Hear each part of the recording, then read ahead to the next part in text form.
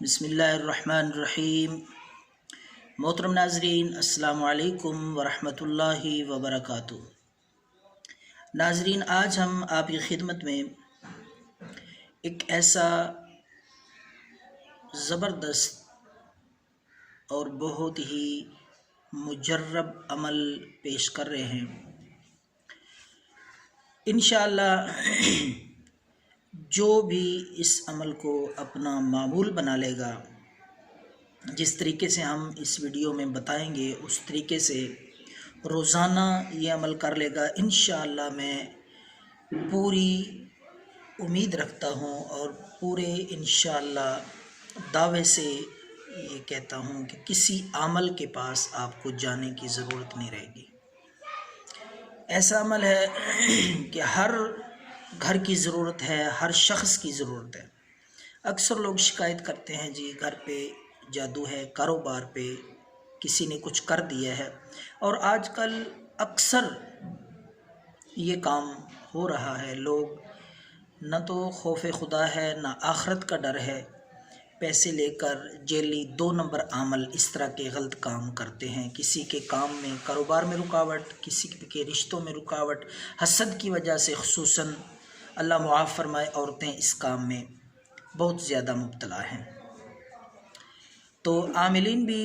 پیسے کی خاطر، چند ٹکوں کی خاطر اپنا ایمان بھی برباد کرتے ہیں، اپنی دنیا اور آخرت داؤ پہ لگا دیتے ہیں ان غلط اور ناجائز اعمال کی وجہ سے۔ ایسے عملیات کرتے ہیں، ایسے عمل کر کے دیتے ہیں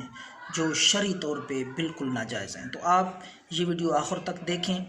انشاءاللہ آپ کو بہت فائدہ ہوگا۔ اس میں 2 چیزیں ہم بتائیں گے، 2 عمل، 2 معمولات آپ بنا لیں، پابندی کے ساتھ ان کو پڑھیں، انشاءاللہ کسی عمل آپ پہ، کسی کا جادو آپ پہ اثر نہیں کر سکے گا، نہ آپ کے گھر پہ، نہ آپ کے جسم اور بدن پہ، صحت پہ کوئی چیز اثر انداز ہوگی ایسی جس کا تعلق کسی غلط عمل سے ہے، جادو سے ہے، تو انشاءاللہ مکمل طور پہ آپ اللہ کی حفاظت میں رہیں گے، کسی عامل کا عمل اثر نہیں کرے گا۔ تو پہلی چیز ناظرین یہ ہے اس کے لیے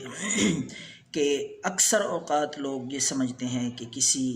نے کچھ کیا ہوا ہے، ہمارے گھر پہ جادو ہے، اور اس کی مختلف جو ہیں صورتیں بھی سامنے آتی ہیں، اس کے آثار اور اس کی نشانیاں بعض دفعہ ظاہر بھی ہوتی ہیں۔ گھر پہ خون کے چھینٹے پڑنا، برتنوں پہ یا زمین پہ، سین پہ، دیواروں پہ خون کے چھینٹے اکثر لوگ بتاتے ہیں جی پڑتے ہیں۔ اسی طرح گھر میں نقصان ہو جانا، پیسوں کا چوری ہو جانا، اچانک کسی جگہ پہ رکھے ہیں، کوئی آیا بھی نہیں تو پیسے غائب ہو گئے۔ اسی طرح کپڑے ان کو کٹ لگ جانا، ان کا صحیح پڑے ہوئے باکس میں پڑے ہوئے کٹ جانا، یہ کچھ علامات ہیں۔ اسی طرح صحت پہ بھی اثر انداز یہ چیزیں ہوتی ہیں، ان میں تو شک نہیں ہے۔ تو اگر یہ عمل آپ کر لیں گے، انشاءاللہ اس طرح کی کیفیت سے آپ بالکل محفوظ رہیں گے، اللہ پاک آپ کو اپنی حفاظت میں رکھیں گے۔ اور ایک عمل ہم گھر کے لیے بتائیں گے، گھر میں جتنے معاملات ہوتے ہیں ان کی درستگی کے لیے، گھریلو معاملات کے لیے، کاروباری معاملات کے لیے، اپنے نجی معاملات جو انسان کے کام کاج، رشتے وغیرہ، ان میں جو رکاوٹ سمجھتے ہیں کسی کے کچھ کرنے کی وجہ سے، وہ بھی انشاءاللہ ختم ہوگی۔ اور دوسرا، گھر کے باہر کی جو زندگی ہے، ہم روزانہ باہر نکلتے ہیں، آفس جاتے ہیں، کاروبار دکان پہ جاتے ہیں، ڈیوٹی پہ جاتے ہیں، تو جب ہم باہر گھر سے نکلیں گے، انشاءاللہ واپس آنے تک ایسا عمل بتاؤں گا کہ آپ اللہ کی حفاظت میں رہیں گے، ہر لحاظ سے، حادثات سے بھی اللہ رب العالمین آپ کو محفوظ فرمائیں گے، اس طرح ناگہانی آفت سے انشاءاللہ اللہ آپ کو بچائیں گے، دشمن کے شر سے اللہ آپ کو محفوظ رکھیں گے، اسی طرح چور ڈاکو وغیرہ، اور اس کے علاوہ جو دوسری مخلوقات ہیں جو نظر نہیں آتی، انسان کو نقصان پہنچاتی ہیں، انشاءاللہ ان سے بھی آپ مکمل طور پر محفوظ رہیں گے۔ ایک ایسا حصار، ایک ایسا عمل، ایک ایسا وظیفہ بڑا ہی زبردست، اور خود الحمدللہ میرا آزمودہ ہے۔ تو آپ یہ 2 وظیفے ان کو اپنی زندگی کا معمول بنا لیں، پابندی کے ساتھ پڑھیں، تو انشاءاللہ نہ تو کسی عامل کے پاس جانے کی آپ کو ضرورت رہے گی اور نہ ہی کسی قسم کا انشاءاللہ خطرہ آپ کو لاحق ہوگا۔ تو ناظرین، جو آپ نے گھر کے لیے وظیفہ کرنا ہے، کام کے لیے، کاروبار کے لیے، رشتوں میں رکاوٹ کے لیے، بندش کے لیے، یا کسی نے کچھ کر دیا، آپ سمجھتے ہیں کہ گھر پہ جادو ہے، ایسے اثرات ہیں